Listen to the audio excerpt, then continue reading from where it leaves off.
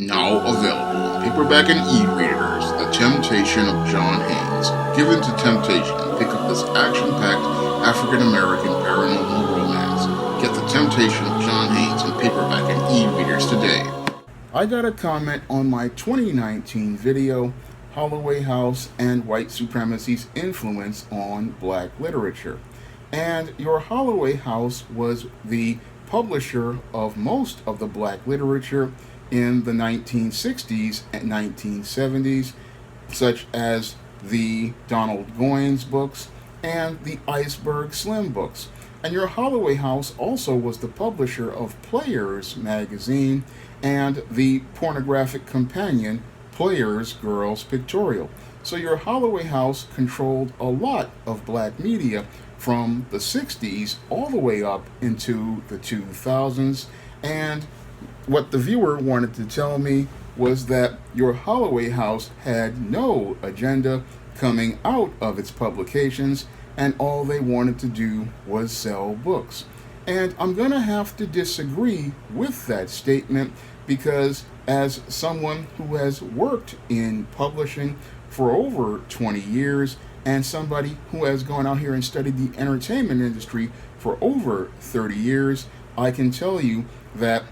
many of these companies do have an agenda, and most of those agendas are definitely anti-black. Now, I have had my own experiences with Holloway House, and Holloway House was one of the first publishers I submitted the first John Haynes to back in 1998. Now, back in 1998, I had finished my first John Haynes book, The Changing Soul, and I had started doing queries to companies like Holloway House because they said they specialized in black literature. Now, your John Haynes was a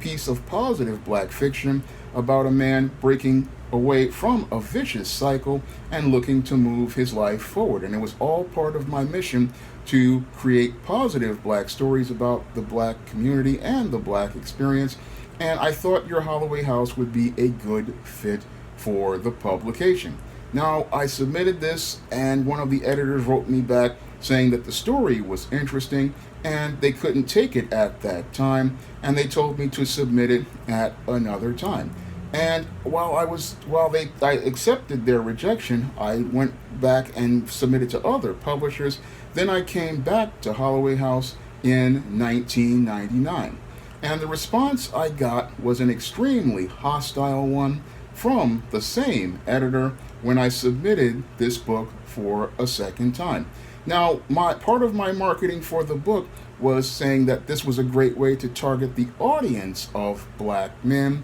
and I was told that if black men wanted to go out here and find books, they should go ask a clerk in a store to show them what books were out there. However, there weren't many books out there targeting black men, because in 1999, most of the books that were being published in the trade publishing industry were these misandristic novels where these black women would sit there and complain about how they could not find a good black man, and most of these novels were all about talking about all the irresponsible and reckless behavior of men that black women got involved with, and there was no counterpoint to present an image of positive black manhood or positive black masculinity, and that's what I was going to present in the first John Haynes that I had ever written, which was The Changing Soul. And this would have been a good book for Holloway House to sell, because it would have presented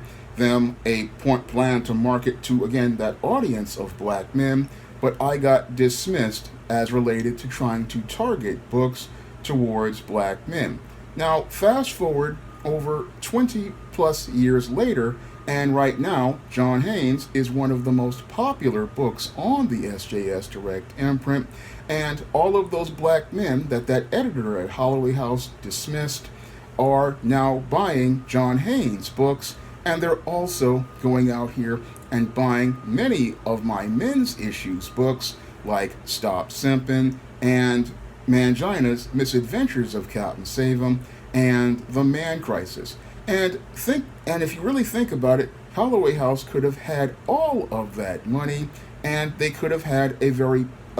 author with a growing audience on their platform as far back as 1998. But they were supposed to be all about making money, but they passed on me, and that really shows me how it really wasn't about making money. No, it was all about agenda, and that's all what many publishers are all really about. If you're in the publishing business, you do have an agenda, and you do have a message that you want to push in the themes of your publications. This is something that is all part of the publishing business, which has been a white supremacist institution for centuries, and the publishing industry's main focus when it comes down to publications regarding black people has always been anti-black racism. Because if we take a critical look at the literary canon of so-called black literature, basically all of the books in the so-called literary canon of academia are all promoting anti-black racism, because in almost every book that is part of your literary canon in academia all promotes black people failing in life, and in most cases the heroes winding up dying or the heroes winding up losing. That right there shows me the anti-black racism in most of America's publications, because in most of the other pieces of literature that are a part of academia's canon, we always see, in many cases, the white heroes always winning, or the white heroes always accomplishing what they want to accomplish. We don't, when in most black literature, 99% of it, we just see black people either being poor, miserable, and downtrodden, and that is a staple of black literature, and that has a major effect on the black mind. As children grow up reading this academic canon that basically shows you black people failing at every turn, this messes up a child's perception of self and makes them start to believe that all they can do is fail in life and that they cannot accomplish anything. And this is what your children get from much of the publications from publishers like Holloway House, which these books like Iceberg Slim and Donald Goines, they were a part of the literary canon for years, and they were all part of programming an idea in young black children's minds that all they can do in life is fail, or the only thing they have to settle for is a life of crime. So when the viewer tries to tell me that all they were about was selling books, no, most publishers are about selling an agenda, and what the white supremacists want to do is they want to sell an agenda to black children as related to making them believe that they are inferior, they are less than, and they have to settle for a substandard life, and they have to go out here and participate in vice in order to have any sort of economic empowerment. This is the kind of messages that books like Holloway House want to do. And while one of the founders wants to say they had no desire to shape anyone, if they didn't want to shape anyone, why didn't they go out here and request to read my first novel, The Changing Soul, in 1998? That's a critical question I would like to ask your Bentley Morris about his editors. Here I am back in 1998 in my 20s, and I'm writing positive black fiction about a black man looking to move his life forward, and you turn me down, and then you tell me that, you should go ask a clerk to find books for them, when you know that there are next to no books being published by black male authors who are presenting stories from a black male perspective during the 1990s, when all we were getting were these books about these single, successful, well-educated black women, who could not find a man. And in these books, they were basically bashing up black men like pinatas and laughing as all of the candy fell out of their carcasses. That's what was being presented at most of the publishers, and many of these publishers were basically, again, outside of Holloway House, controlled by white females who liked putting on these kinds of publications, but on being told, oh, they weren't activists and they just wanted to sell books. Well, in 1998, I was again offering John Haynes up to them, and now in the 2020s, John Haynes has proven to be one of the, again, more popular books, and it was showing that those kind of books would sell. And again, we're seeing that there's an audience of black men who want to go buy these books, but you have publishers saying, oh, there's no agenda, but there clearly is seeming like, an agenda to me, because when I look at many of these publishers, I don't see many black authors that look like myself working at them. I don't see many black male authors like myself being made a part of the literary canon. I don't see many black male authors like myself being presented in their media. No, I don't see those black male authors, and that tells me that there clearly is an agenda, and there's clearly an anti-black agenda at many of these publishers and many of these entertainment industry companies, like these movie companies and these TV production studios. There clearly is an anti-black agenda, and this viewer really needs to understand how deep it goes in American media, because your Holloway House was, again, a major part of promoting the exploitation of black people with these pimp books and these Donald Goines books, and they were all also out here exploiting our sisters in magazines like Players and Players Pictorial. All of these publications were meant to, again, take advantage of desperate black people who had not seen their image and not understood the power of controlling your image. And we all have to understand why it's important for us to control our image, because, like I've said before, those who control the money control the media, and those who control the media control the narrative. And Holloway House controlled the narrative of black media for decades with their publications. And when I looked at many of their publications, they were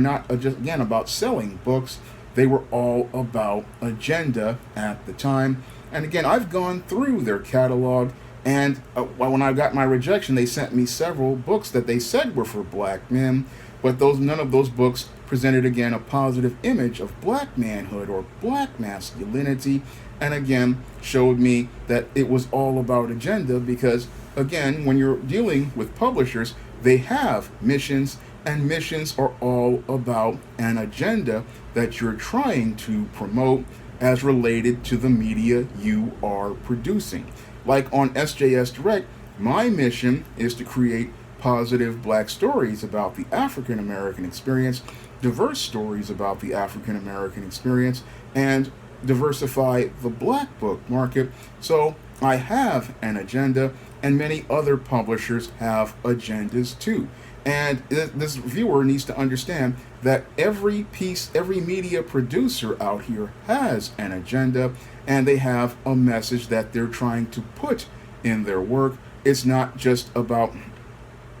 entertaining, it's about presenting a message, and that's what your publishers go out here and do. That's what publishers do at these companies. They go out here and promote agendas, but many of these companies are very subtle and insidious about it, and there has been an anti-black man agenda in most media for the last, I say, about 50 or 60 years, and that anti-black man agenda oftentimes presents us in different ways, like with your Alice Walker's The Color Purple, which was basically a misandristic novel. Your Terry McMillan's Waiting to Exhale, which was also misandristic. And many of your new TV shows, which go out here and effeminize the black male image and put black men in dresses, go out here, have black men wearing makeup, or they promote black men as the face of the alphabet agenda. So there are all sorts of agendas with a lot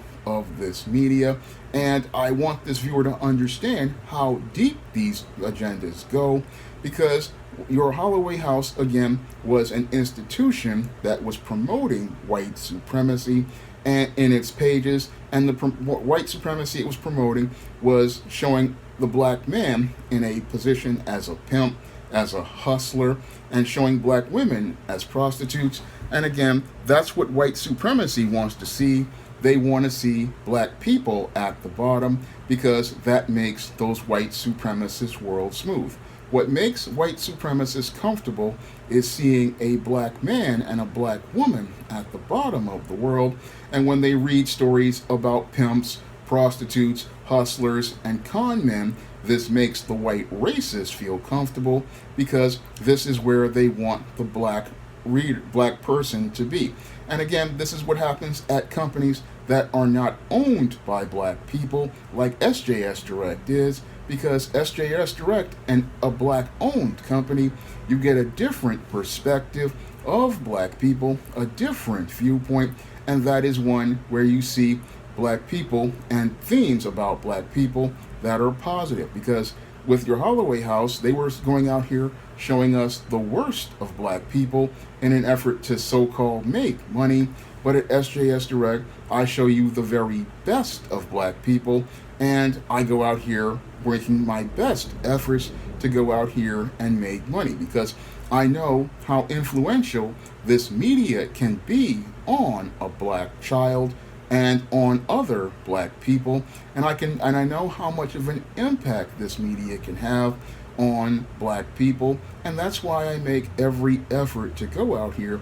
and produce the best quality literature that gives you a broader picture of the black community outside of the hood, outside of the streets, outside of pimps and hustlers. No, I show you a world of black business people, a world of black sororities, a world of black goths, and a world filled with black fantasy. Again, I diversified the black book market on SJS Direct, and I could have probably done this over 20 years ago if your Holloway House had given me a chance, or one of these other publishers had given me a chance. But since those publishers didn't want to go out here and support the work I produce, no, I have to go out here and do it myself, because I want to have an influence on black people with positive black literature, because I understand the impact and the damage that companies like Holloway House did to black people, and I know that it's all part of a larger agenda